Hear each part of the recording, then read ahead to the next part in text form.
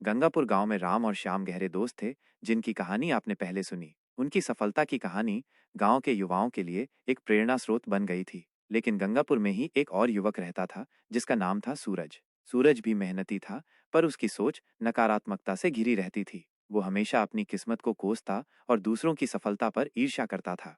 सूरज के पिता एक छोटे किसान थे और परिवार का गुजारा मुश्किल से चलता था। सूरज ने भी खेती में हाथ बटाया, लेकिन उसका मन हमेशा उदास रहता। वो सोचता, हमारी किस्मत में तो गरीबी ही लिखी है। राम और श्याम तो भाग्यशाली थे, उन्हें अवसर मिल गए। हमारे लिए तो बस यही मिट्टी और धूप है।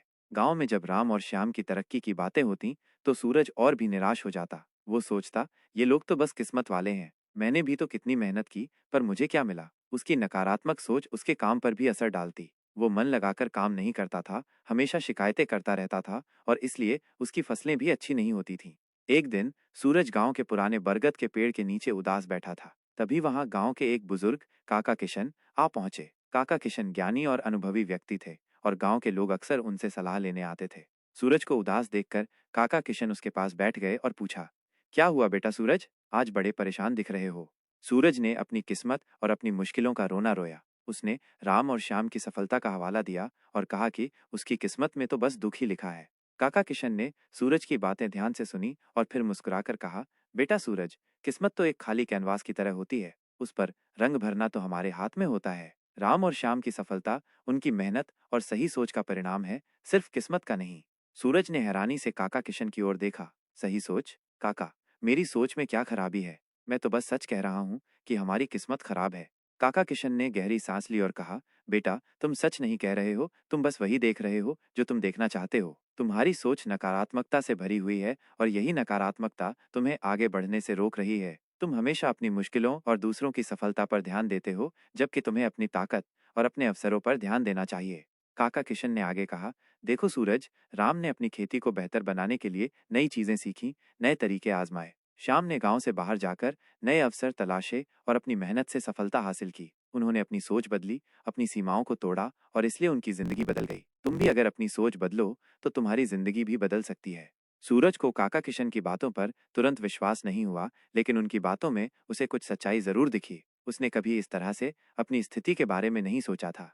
अगले कुछ दिनों तक सूरज काका किशन की बातों पर विचार करता रहा। धीरे धीरे उसे यह एहसास होने लगा कि शायद काका किशन सही कह रहे थे।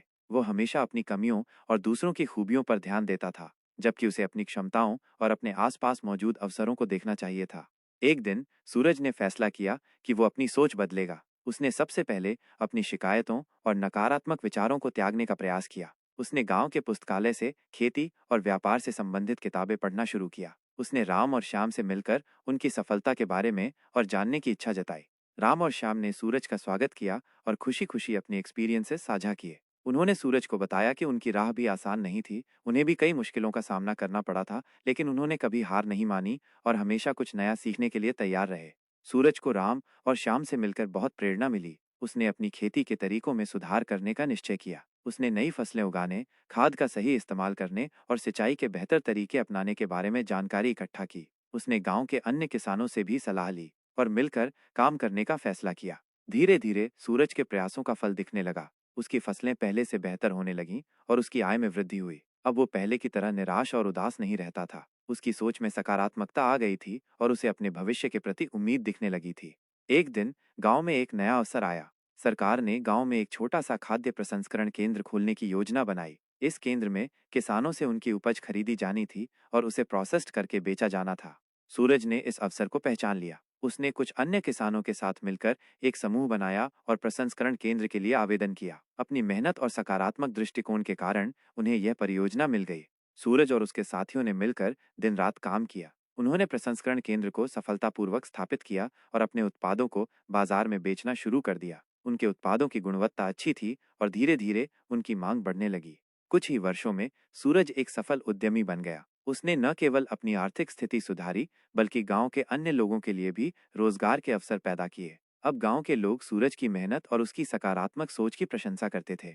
एक दिन सूरज फिर से उसी बरगद के पेड़ के नीचे बैठा था, जहां उसने बरसों पहले काका किशन से बात की थी। आज वह उदास नहीं, बल्कि खुश और संतुष्ट था। तभी वहां काका किशन आ पहुंचे। काका किशन ने सूरज को देखकर मुस्कुराया और कहा, देखो बेटा सूरज, मैंने तुमसे कहा था ना कि अगर तुम अपनी सोच बदलोगे तो तुम्हारी जिंदगी बदल जाएगी। आज तुम अपनी मेहनत और सकारात्मक सोच के कारण सफलता की ऊंचाइयों पर हो। सूरज ने काका किशन के पैर छुए और कहा, काका जी, आपने मेरी आंखें खोल दी। अगर आपने उस दिन मुझे सही राह नहीं दिखाई होती तो मैं आज भी अपनी किस्मत को कोस रहा होता। आपने मुझे सिखाया कि किस्मत से ज्यादा हमारी सोच और हमारे प्रयास मायने रखते हैं।